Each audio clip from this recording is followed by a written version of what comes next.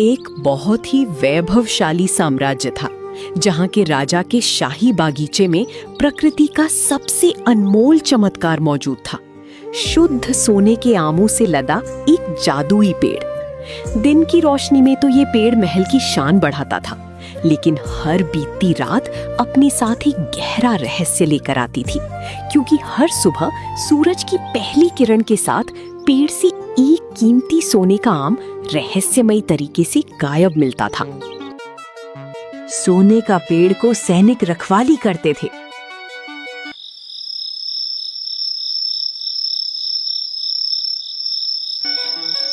लेकिन रात होते ही सैनिक सो जाते हैं।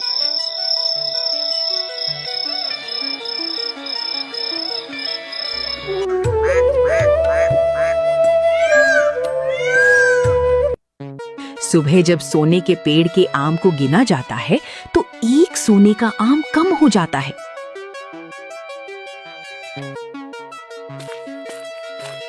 तभी मंत्री दौड़ते हुए राजा के पास पहुंचता है।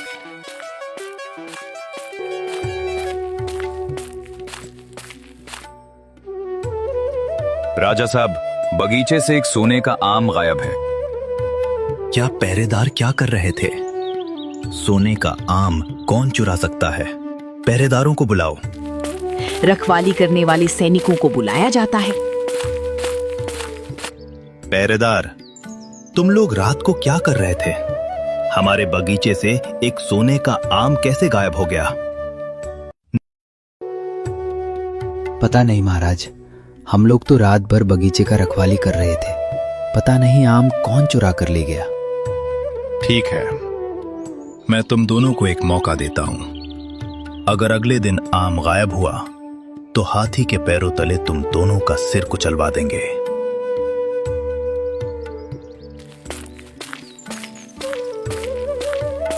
आम चोरी होने से राजा विक्रमादित्य बहुत ही चिंतित होते हैं कि हमारी सोने के पेड़ से कौन आम चुरा रहा है। राजा विक्रमादित्य सैनिकों को बहुत ही शक्ति से सोने के पेड़ को रखवाली करने के लिए बोलते हैं। सैनिक रात भर टकटकी लगाकर बैठे रहते हैं, फिर भी एक सोने का आम चोरी हो जाता है। सुबह आम को गिना जाता है तो एक आम कम हो जाता है।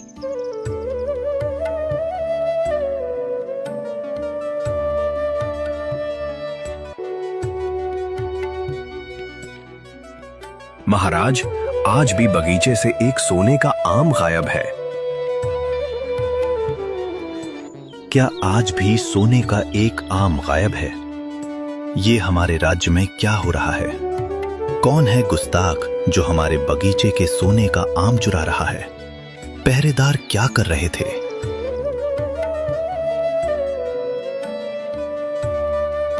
महाराज, हम लोग तो रात भर जगे ही थे, पर पता नहीं आम कौन चुरा रहा है। हमको लगता है कि सोने का आम कोई चुड़ैल या कोई भूत चुरा रहा है, जो हमको नजर नहीं आ रहा है। चुप कर बेवकूफ। पिताश्री, आप हमें मौका दीजिए। हम देखते हैं हमारे बगीचे से सोने का आम कौन चुरा रहा है। राजा विक्रमादित्य की चिंता और बढ़ने लगती है। आज रात राजकुमार रखवाली करने के लिए राजा से अपील करते हैं। विक्रमादित्य उसे इजाजत भी दे देते हैं।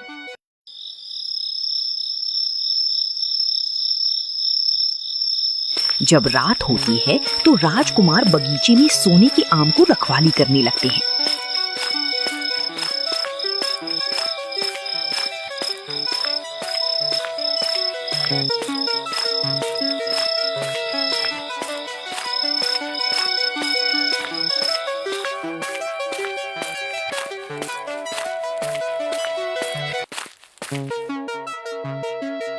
कुछ रात बीतती है, तभी एक आसमान से परी आती है और एक आम लेकर चली जाती है। ये सब दृश्य देखकर राजकुमार अचंभित हो जाते हैं।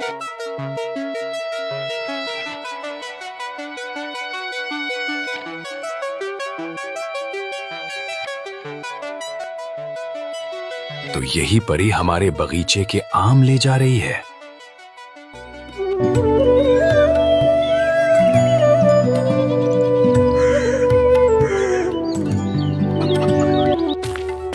राजकुमार राजकुमार अपने पिता विक्रमादित्य से सारी बात बताते हैं। पिताजी महाराज, हमारे बगीचे से आम रोज एक गायब हो रहा है। गायब कौन कर रहा है इसका पता चल गया है। क्या चोर का पता चल गया है? बताओ, चोर कौन है? उसे मैं कड़ी से कड़ी सजा देने वाला हूं।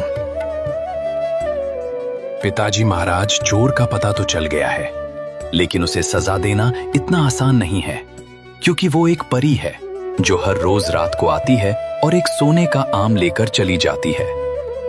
क्या हमारे बगीचे से आम एक परी चुरा रही है? इस परी को पता लगाओ, कहां से आ रही है और कहां जा रही है। सैनिक को आदेश दो, मेरे हुक्म का पालन किया जाए। ठीक है पिताश्री, आप जैसे आदेश दे रहे हैं वैसा ही होगा। तब दूसरे दिन सैनिकों को लगाया जाता है, जब रात में परी आएगी तो उसका पीछा करना कि परी कहां से आती है और कहां जाती है।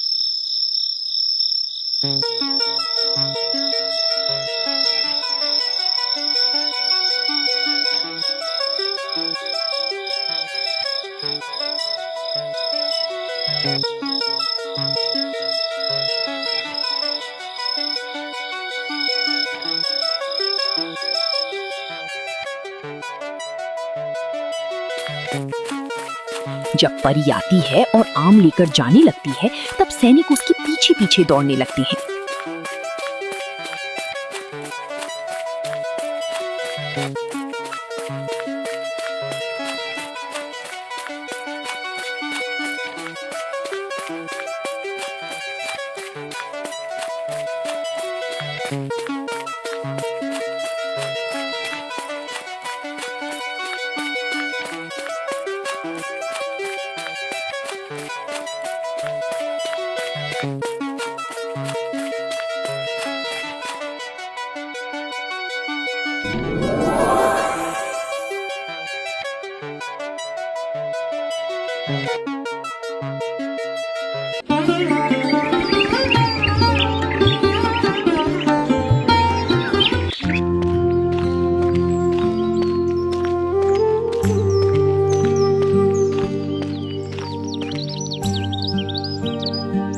क्षमा करें महाराज, हमने परी को पकड़ने के लिए बहुत कोशिश की, पर हमारी कोशिश नाकामयाब रही।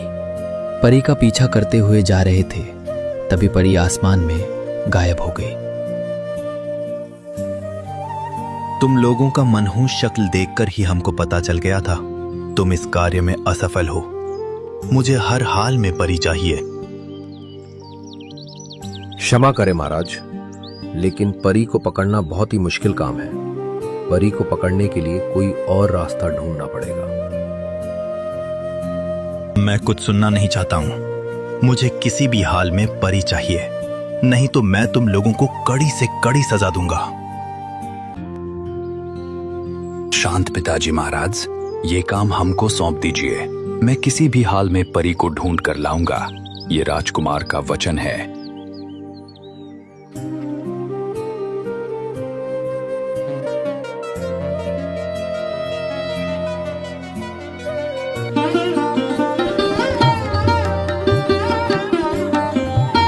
सुबह सुबह राजकुमार परी की तलाश में निकल जाते हैं।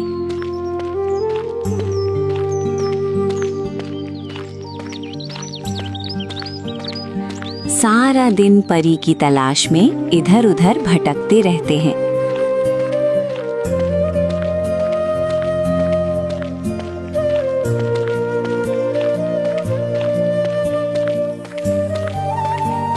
ढूंढते ढूंढते राजकुमार को रास्ते में एक चतुर लोमड़ी मिलती है। राजकुमार, आप कहाँ जा रहे हैं? बहुत ही परेशान लग रहे हैं। क्या आप बता सकते हैं कि इस रास्ते आपको आना कैसे हुआ? अरे क्या बताए लोमड़ी रानी, हमारे राज्य में बहुत ही एक अजीब घटना घट रही है। आसमान से एक परी आती है और हमारे बगीचे के सोने का आम लेकर इसी रास्ते से चली जाती है। मैं उसी की तलाश में इधर आया हूँ। क्या तुम उस परी को कभी देखा है? मैं सब जानता हूँ राजकुमार, चलो मैं आपको ले चलता हूँ। वो परी एक राजमहल में जाती है। चलिए मैं आपको ले चलता हूँ वहाँ पर।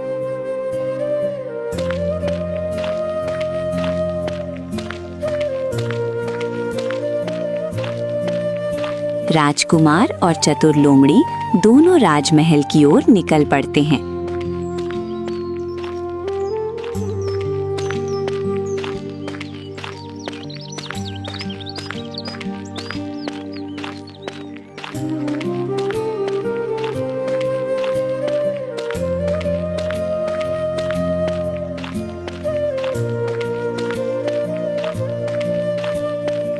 देखो राजकुमार, यही है राजमहल जिसमें परी जाती है, लेकिन हमको सावधानी से राजमहल में जाना होगा। तुम चिंता ना करो लोमड़ी रानी, हम लोग सावधानी से राजमहल में प्रवेश करेंगे।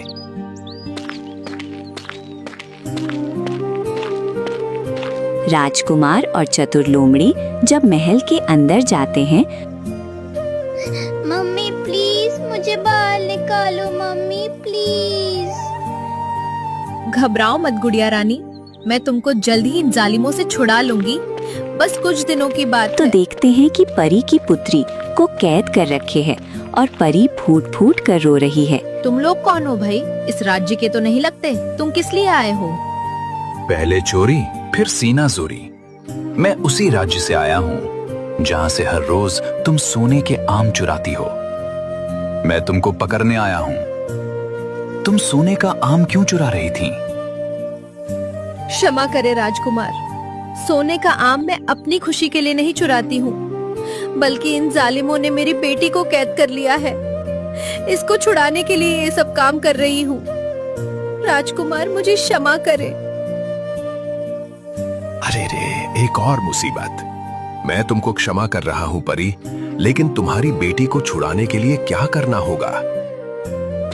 महल के सैनिक ने राजकुमार को परी से बात करते हुए देखकर राजकुमार को पकड़ लेते हैं और राजा के दरबार में लेकर चले जाते हैं। राजा साहब, ये आदमी हमारे राज्य में बिना कोई सूचना के घुसकर परी से चुपके से बात कर रहा था। तभी हम लोग इसको पकड़ लिए और दरबार में लेकर आए। क्या हमारे राज्य में बिना किसी इजाजत के घुसने का सजा इसको पता नहीं है? देखने में तो ये किसी राज्य का राजकुमार लगता है। बोलो मुजरिम, हमारे राज्य में बिना किसी सूचना के क्यों घुसे? क्या है तुम्हारा मकसद? क्षमा करें महाराज, मैं किसी मकसद से यहाँ नहीं आया हूँ। मेरे राज्य में शाही बगीचे से हर रोज एक सोने का आम परी चुरा रही थी। उसी का पता लगाते लगाते यहाँ तक पहुंचा।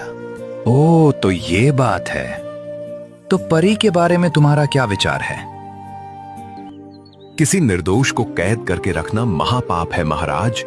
परी निर्दोष है और उसकी बेटी को इस राज्य ने कैद करके रखा है और उसका गलत उपयोग कर रहा है। परी को छोड़ दीजिए महाराज, मैं आपसे विनती कर रहा हूं। छोड़ देंगे, लेकिन एक शर्त है। अगर तुम वो शर्त पूरा कर दो तो हम छोड़ देंगे। वो शर्त क्या है महाराज? शर्त पूरा करने के लिए मैं तैयार हूं।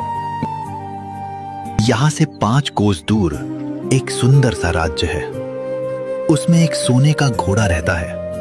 अगर तुम उसको हमको लाकर दे दोगे तो हम परी को आजाद कर देंगे। ठीक है महाराज, मैं पूरी कोशिश करूंगा।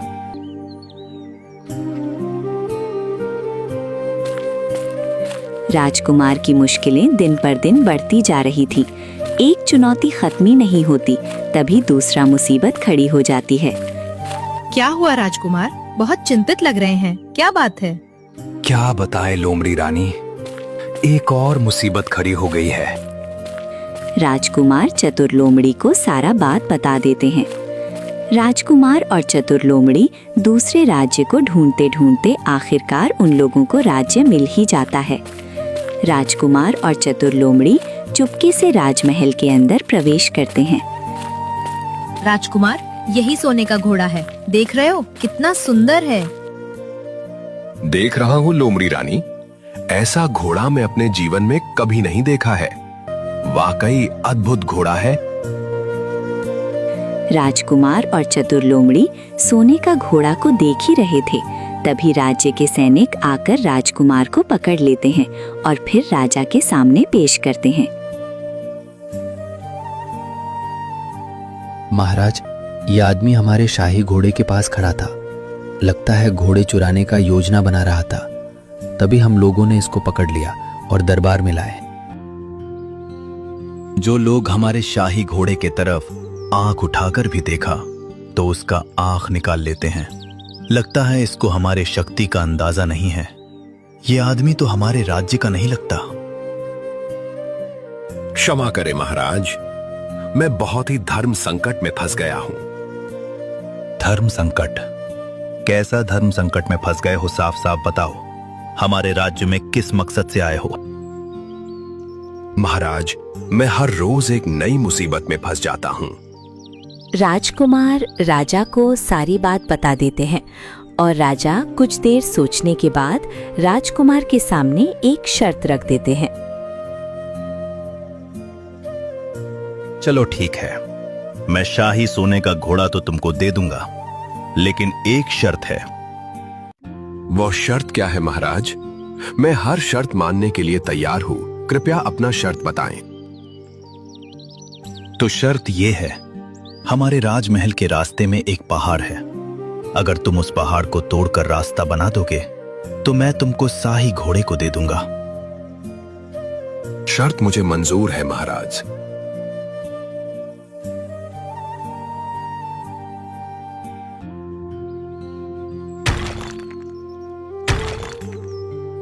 राजकुमार एक हथौड़ा लेकर पहाड़ को तोड़ने लगते हैं।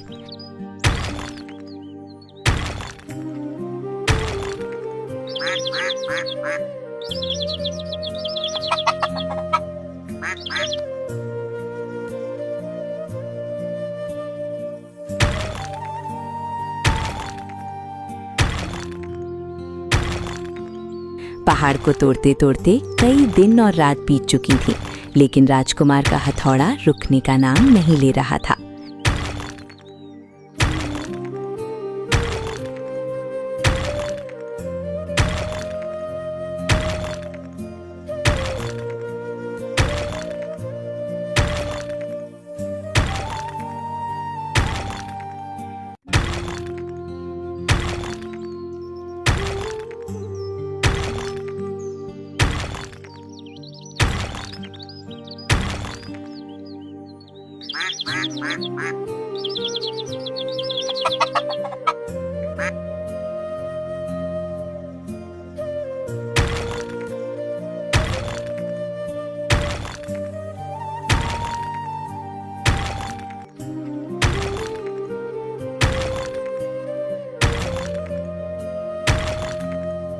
कठिन परिश्रम के बाद आखिरकार राजकुमार ने पहाड़ को तोड़कर रास्ता बना ही दिया। राजा इस कार्य को देखकर अचंभित हो जाते हैं और राजकुमार से भेंट करने के लिए खुद पहुंचते हैं।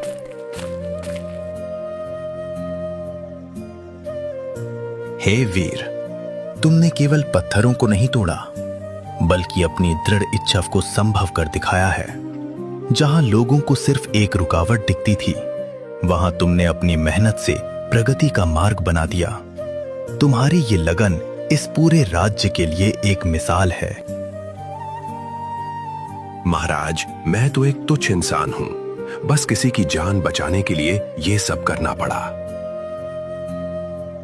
तुम्हारे इन हाथों ने सिर्फ 10 दिनों में वो कर दिखाया जो सैकड़ों मजदूर महीनों में नहीं कर पाते। इस नए रास्ते से हमारे राज्य के विकास और खुशहाली के नए द्वार खुलेंगे।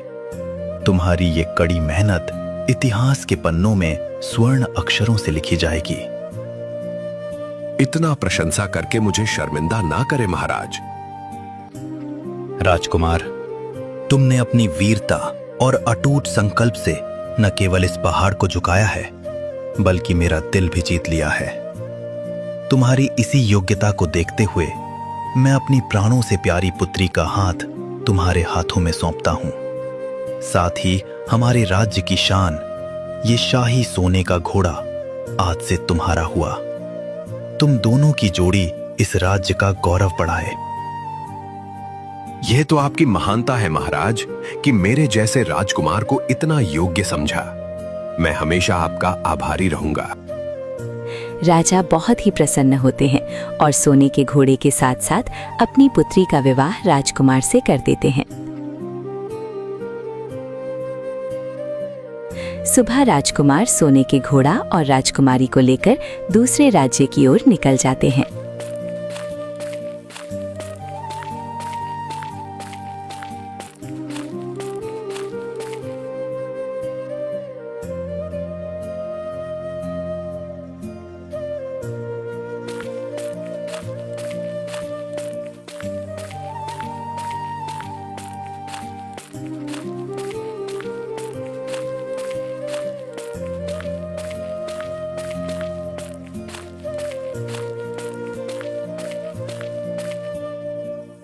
महाराज, मैं आपकी शर्त के अनुसार सोने के घोड़े को लेकर आया हूं। कृपया अपना वादा पूरा करें महाराज।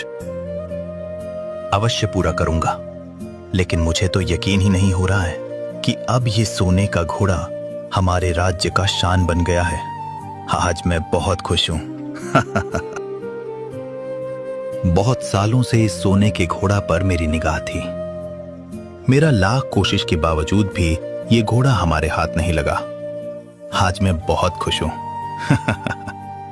आज मैं भरी सभा में ये ऐलान करता हूं कि परी की बेटी को आजाद कर दिया जाए। शुक्रिया महाराज, अपना वादा पूरा करने के लिए।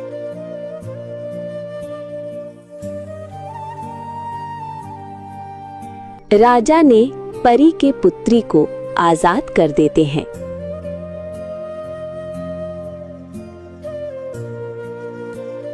हमारी बेटी को आजाद कराने के लिए शुक्रिया राजकुमार। मैं तुम्हारा हमेशा हमेशा के लिए ये एहसान नहीं भूलूंगा। इसमें एहसान की कोई बात नहीं है परी। वो इंसान ही क्या जो एक दूसरे को काम ना आए। सब ऊपर वाले का खेल है। मैं तो सिर्फ जरिया था। ठीक है राजकुमार, अब हम चलते हैं। मेरी प्रणाम स्वीकार करें।